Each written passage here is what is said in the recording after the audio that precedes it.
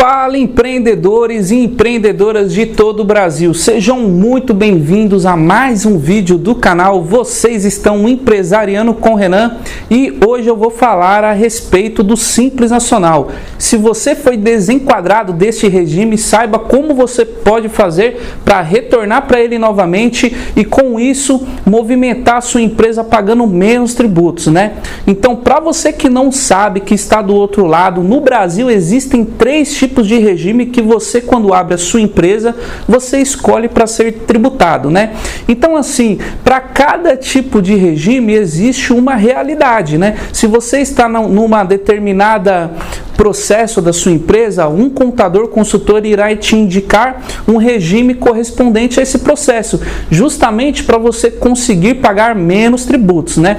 Porém, acontece o seguinte, tem muitas empresas que às vezes acabam devendo valores, né? Acabam devendo declarações que são obrigatórias às entregas e o governo, de ano em ano, a Receita Federal desenquadra esses empreendedores desse regime tributário do Simples Nacional, que porventura é um regime adequado para aquela sua realidade, e aí ele passa a ser tributado pelo lucro presumido, por exemplo, e aí com certeza a carga tributária dele sobe e algo que já estava difícil no Simples Nacional passa a ser praticamente impossível, tá?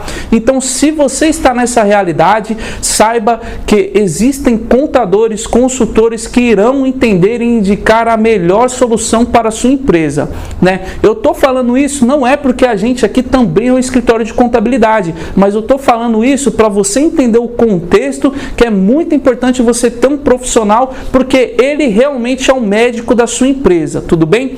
Então, se você ficou desenquadrado no Simples, em muitos dos casos é falta de entrega de declarações obrigatórias, ou às vezes você deixou de pagar uma guia, às vezes por causa de R$10 o contribuinte sai do Simples Nacional, o que eu acho que é um erro. Eu acho que o sistema deveria rever, o sistema do governo deveria colocar outros limites para poder desenquadrar um empreendedor, porque às vezes realmente ele esquece de pagar uma guia num valor muito baixo, né? Lembrando que a movimentação da empresa dessa pessoa pela guia que ele deixou de pagar chega a ser irrisória, né? Chega a ser bem simplória. Então, assim, o ideal é que os sistemas se readequem, né? Mas hoje, 2021, nós ainda vivemos com esse sistema que, se você ficar devendo R$10, uma guia de R$10, o governo tira o empreendedor do Simples, tá?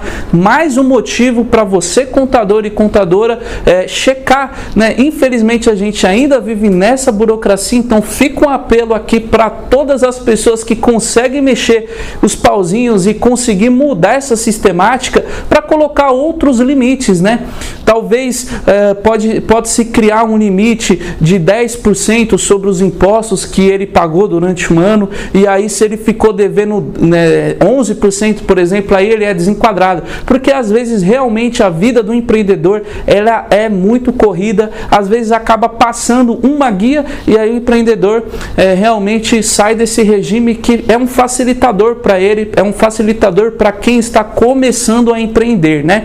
E já saiu do MEI, em muitos dos casos entrou para ME, e aí está sendo tributado sobre uma porcentagem das notas fiscais que ele emite. Então fica esse apelo, tá? Agora, se você está nessa situação de desenquadramento do Simples, saiba que o contador tem um mês para poder organizar, verificar se realmente qual foi o motivo, se fazer um planejamento tributário, entregar as declarações que ficaram, se ficaram valores em aberto, emitir essas guias, né? Se o contribuinte não tiver o dinheiro suficiente para poder pagar, pelo menos fazer o parcelamento, né? Porque a partir do momento que se paga a primeira parcela, o parcelamento é deferido como um todo e o débito ele fica com a exigibilidade suspensa, ou seja, o governo, a Receita não pode cobrar esse valor porque ele está parcelado, e aí você consegue retornar para o Simples, né? Então, muitos dos casos, né, quando chega lá para novembro, dezembro, a Receita Federal já envia uma mensagem no portal do ECAC do contribuinte falando que a empresa no próximo ano vai se desenquadrar do Simples por alguns motivos, e aí é importante o profissional contábil já em já em novembro, já em dezembro, entrar em contato com o empreendedor, explicar a situação e já traçar um planejamento para regularizar essa condição, né? Porque virando o ano, né, um empreendedor tem até o dia 31 de janeiro para poder realmente liquidar o que foi apontado de pendências que o contribuinte saiu do Simples. Então, resolvendo essas pendências, quando for lá para a segunda semana de fevereiro, a Receita Federal defere a opção pelo Simples e o contribuinte retorna, né? Mas, Renan, realmente chegou fevereiro e eu não retornei. O que eu vou fazer? Existem dois modos, tá? Às vezes o contador fez tudo certinho, só que a prefeitura, por exemplo, não enviou os dados para a Receita falando que você com aquele órgão se organizou, né? Pagou seus débitos, e aí a Receita, ela realmente não colocou você no Simples, mas você estava tudo certo, você estava com a certidão. Eu já tive caso, né? Falta de sincronia entre os sistemas, né, do Estado com a Receita e com a Prefeitura, enfim. E aí se cabe fazer um recurso, né, para você retornar ao Simples, né? E aí nesse recurso você explica o que aconteceu, e aí durante a fase de análise do recurso, o contribuinte pode sim calcular o seu DAS, pode sim calcular o seu imposto no regime do Simples Nacional, mas precisa ter um recurso. Ou às vezes realmente o contribuinte ele não se organizou, não se planejou e realmente ele ficou devendo algum imposto, alguma declaração, e chegou fevereiro, realmente ele não vai entrar no Simples, só que aí cabe uma análise, cabe um planejamento, né, talvez para baixar a empresa que ficou com os débitos devendo e abrir uma nova, abrir um novo CNPJ para começar uma vida nova no Simples Nacional. Enfim, ou às vezes essa empresa tem bens no nome, não pode abrir outra empresa, enfim, dificulta muito o processo, e aí cabe um planejamento no lucro presumido e sim se organizar para que se no próximo ano fazer a opção e realmente o contribuinte voltar para esse regime.